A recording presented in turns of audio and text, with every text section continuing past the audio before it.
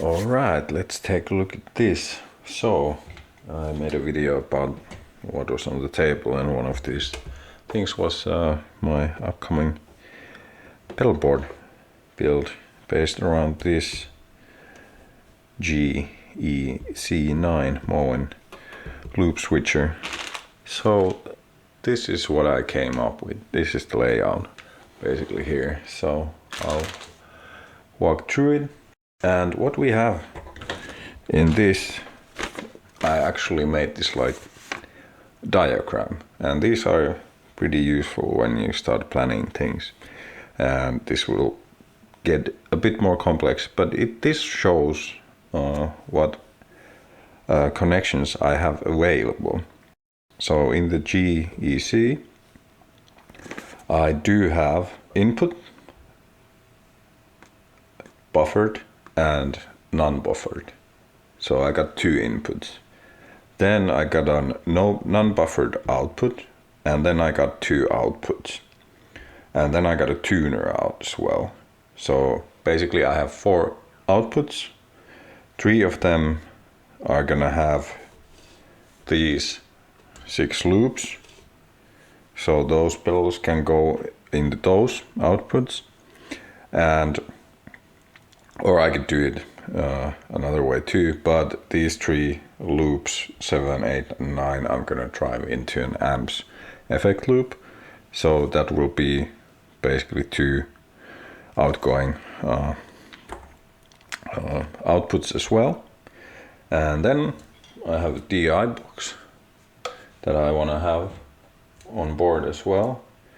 And I think I could also just split the signal that's going out from the tuner output and use that as a DI signal actually, probably as well.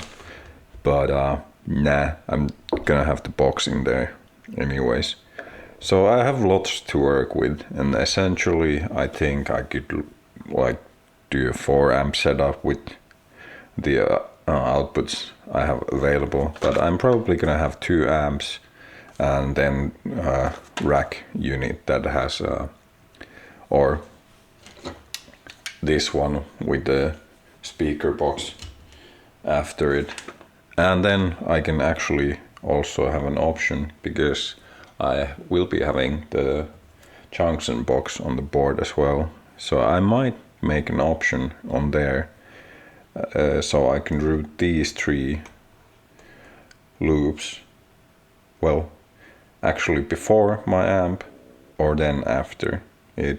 I can do it on the junction box if I want to, and that will give me options. And then if I have the rack unit or this thing, I could run those pedals after, but in between the preamp pedal and the speaker emulation, or then I could run those after the speaker emulation, and it has a different effect.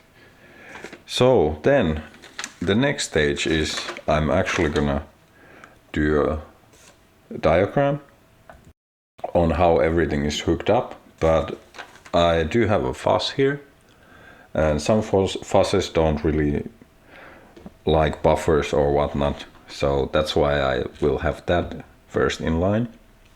And the signal from the DI box, of course, is gonna go into the fuzz that I will have as its own. It's not gonna be in the GEC loops. And from that one I'm gonna go into a wah pedal, and I have a piece of paper right now to a placeholder so I can take measurements. And then I'll have another pedal which is gonna be an expression and volume pedal. I'm gonna do a custom one, and it's gonna go from the wah, I think, over into that one. And then of course I'm gonna be coming into the GEC, and then from the GEC I will be going out the junction box and these 3 loops. So my time-based effects are gonna go into the junction box, And from the junction box, I'll have a unit that I can switch in which amp these are gonna be going. So, but that's a separate little box there. And then of course I'll have my amps channel switchers here, and I'll probably have them set up something, well, pretty much like this. So then if I want to, I can just change both in one press of, so both at the same time with my feet. And pedals, I have a compressor, distortion, overdrive, chorus, tremolo set up there at this moment. Then I'll have phaser, fuzz, maybe some sort in addition to this one, and they're gonna be different flavor if I'm gonna do that. Flanger, delay, and reverb, and that's pretty much it. I'm also thinking about having 2 reverbs, I don't know, on the same loop. So that's, of course, I can do that as well. I can put 2 pedals if I want to in one loop. I'm not totally sure if I'm going to do that.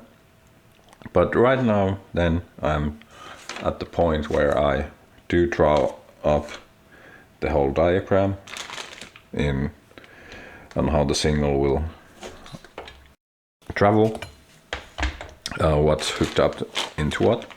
But I have a pretty good understanding on how I want to actually hook this all up, and I think this is the most efficient way of putting everything together.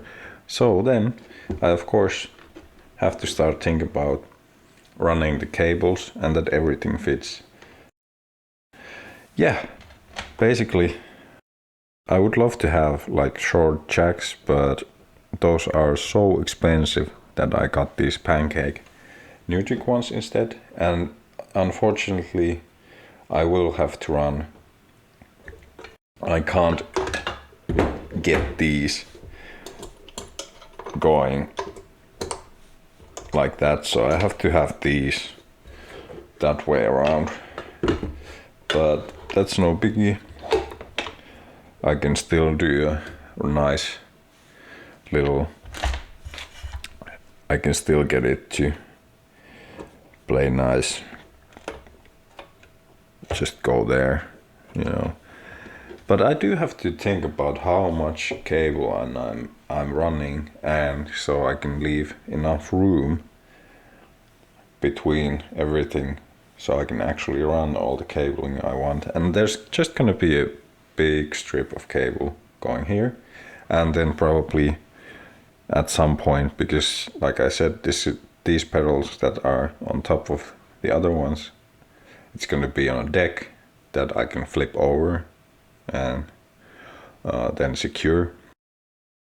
So that's gonna be a thing. So I'm gonna have cable running into these pedals. So I have to think about how I'm gonna do that. I'll probably, since I can flip the thing up, I'll probably have some have the cable running under that nicely into every one of these. And these are things I'm gonna be using, because everything's gonna be zip tied really nicely, because I want to do it cleanly. But in a way also that lets me, if I want to switch a pedal, to do that easily. So that's what we're going for. So I think, so I can get the measurement of the actual plywood board that I want, I'll try to do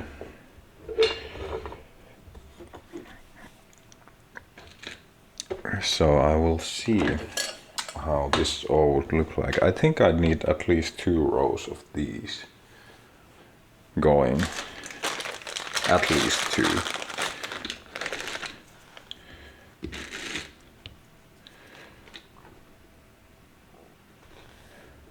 There we go. So I'm gonna have at least that much room because as we can see, let's do a little.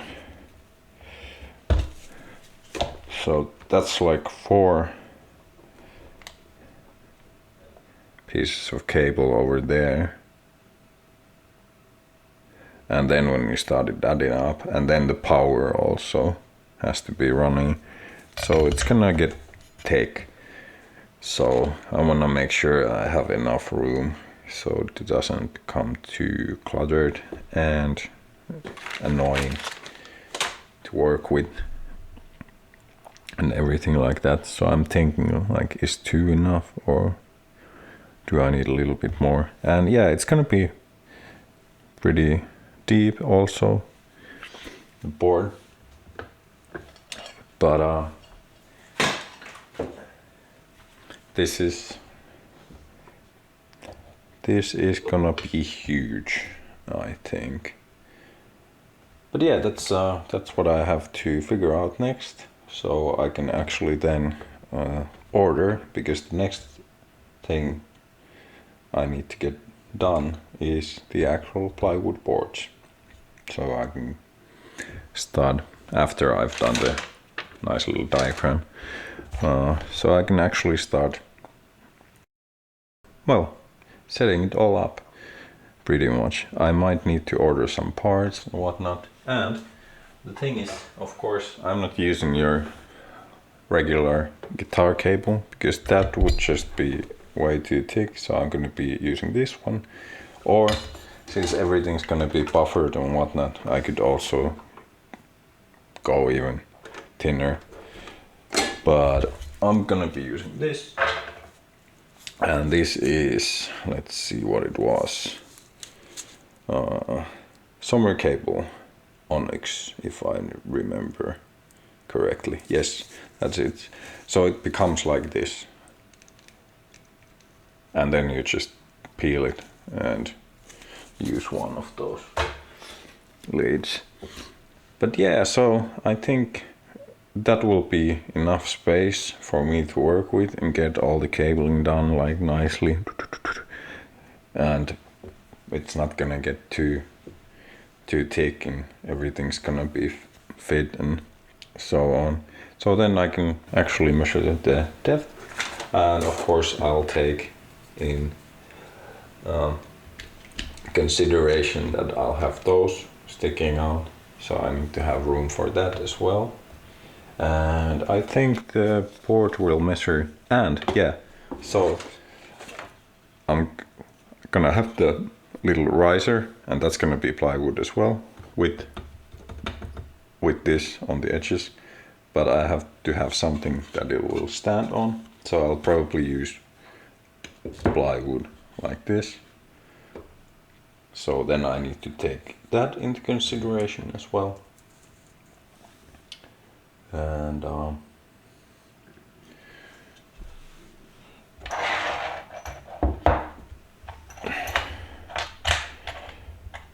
I need to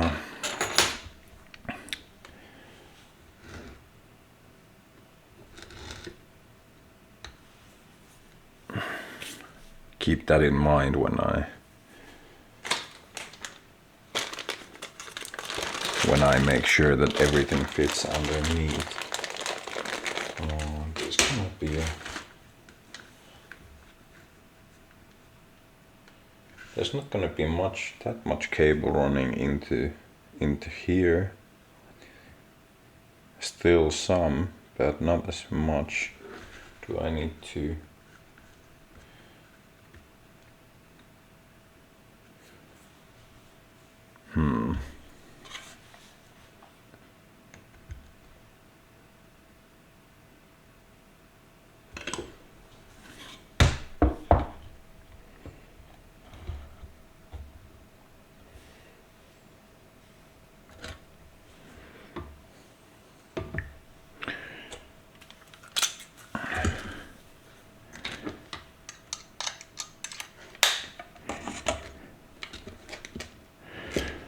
So this is the approach, a little bit of like Tetris over here. we're gonna have lots of space there. I think it might actually even, if I'd want, it would actually probably even fit a pedal.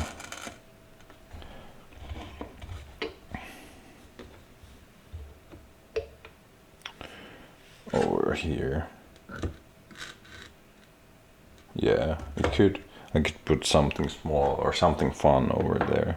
So I could do some utility stuff like the voltage sag pedal. So then I could make one of my, you know, put that between something I'd like to, you know, lower the volume and get it like the goofy sound off.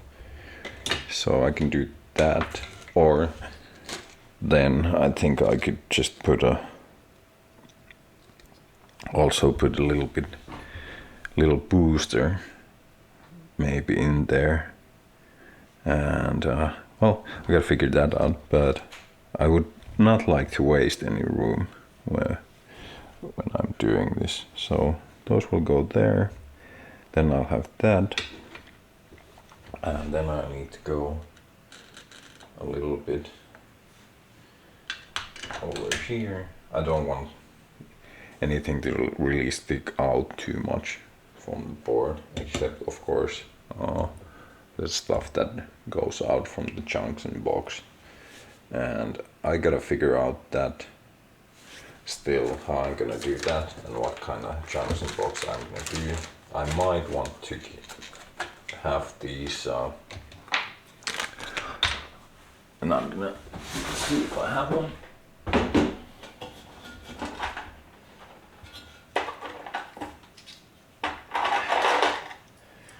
Yeah, these ones. So these are jacks that come with a lock. So you really, when you plug something in these, it doesn't accidentally come off, you know. So I might want, but then of course the box would be much bigger, and those are actually more expensive also. And do I need to worry about that? I'm not going to, like I've said, playing live or gigging with anything like this. And you know, why would you? Basically nowadays, I mean, well, like I said, you can of course put your amp and whatnot, amp modeling pedal in here on the actual pedal board in addition to this. So then you would have your whole setup, your amplifier, all your pedals, and this system on your board, and that's everything you'd have to then like carry around with you. And I think that's a great option. So yeah, I'm not probably gonna do those. You know, why make it too, but I could do it. And for someone who does play live and gig, I would put those in. That's something I would do, just to make sure, you know, nothing accidentally comes off, especially if you're running a cable onto your pedal board instead of something wireless, or you know. So that's what I would do. But yeah, I think this should give me the measurements. I'm gonna have another one of these so I can put it up.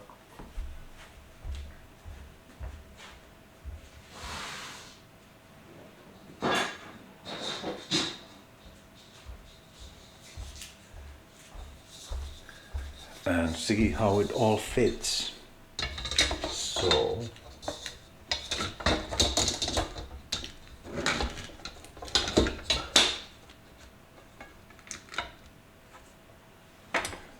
let's see. So this will be around, I think 89 centimeters wide, almost a meter. And then the depth of this will probably be around 32 centimeters. And that should give enough space for everything. And I've measured the other pedal I might be doing. I might modify the pedal to have top mounted jacks. So, but yeah, I think that way everything should probably fit.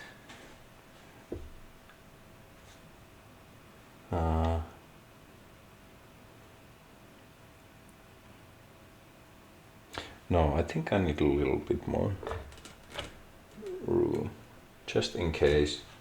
So let's have 33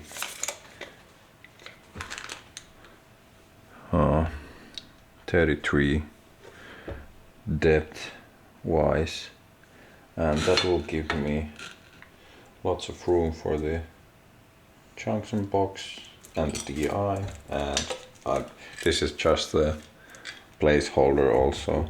I think I might actually need a bigger one. So then the DI might go on top of it like that. Or then there might actually be room to run it like that also. Yeah, might be. So, but I think that should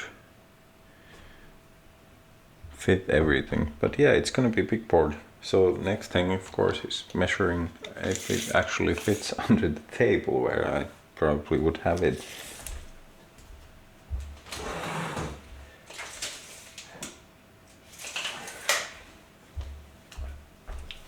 It does, no problem. But yeah, I mean, why? Well, like I said earlier, because I just like doing things, and I've had this for years, basically unused for reasons I'm not getting into right now, but it's been kind of a thing that I've been dreaming about, to actually get this done and build a board that I would be happy with, and then not messing around with anymore too much, except, like I said, just changing maybe a pedal every now and then. If I build something cool, then hook that up. But like I said, I'm gonna take that into consideration. So when I do run the cables, I will have some loose, so then it's easy to switch something up. I actually did see that Behringer is coming up with the uni-wide pedal. That kind of piqued my interest and could be nice to try. Oh yeah, and it also looks like there's gonna be enough room to run the cables here on top of the wah pedal. That will be around there. Yeah. Yep. I think all that makes sense. Then I just have to measure the deck that's going above.